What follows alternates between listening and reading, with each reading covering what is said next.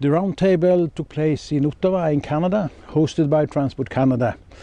And we had participants from all over the globe in this roundtable. We had people from Asia, Australia, Africa, South America, North America and Europe.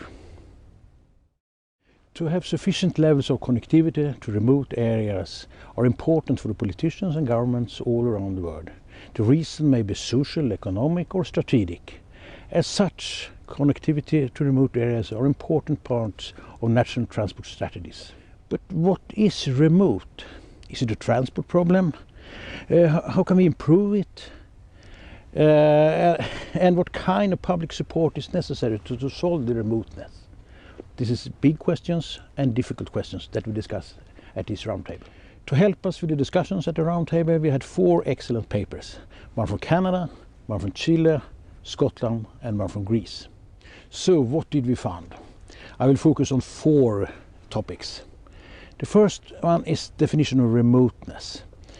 We agreed that it's some kind of low connectivity to social or other economic activities for people. Chile had a rather good measurement system to measure remoteness. And one thing we learned during the roundtable was that remoteness are very different between different countries.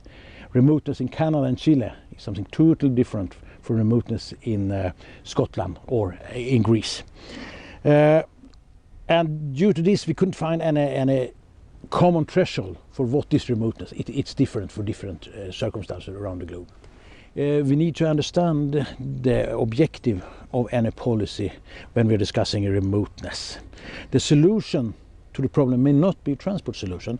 We discussed at the roundtable that we need to have a holistic cross-sectorial approach. We need to understand the problem from a health perspective, from a labor perspective, or from an educational perspective, in addition to the transport perspective.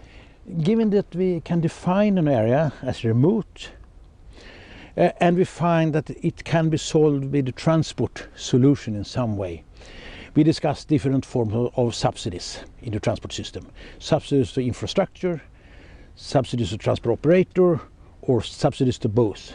But this question was a difficult question at the roundtable. We couldn't conclude on a common solution for how to subsidize transport.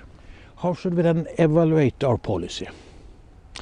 We had 2 different approaches discussed. Chile had one interesting approach. We could call it fairness efficiency.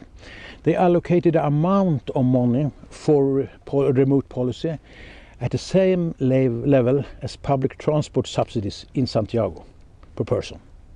And when you have done that, you decide on the project based on the cost efficiency analysis. That's one approach. The other one is the benefit cost analysis with wider economic benefits, wider social benefits included in the approach. And it was a conclusion from the roundtable that is possible to do without excessive modeling approaches. It's possible to do simpler benefit cost analysis that includes these problems.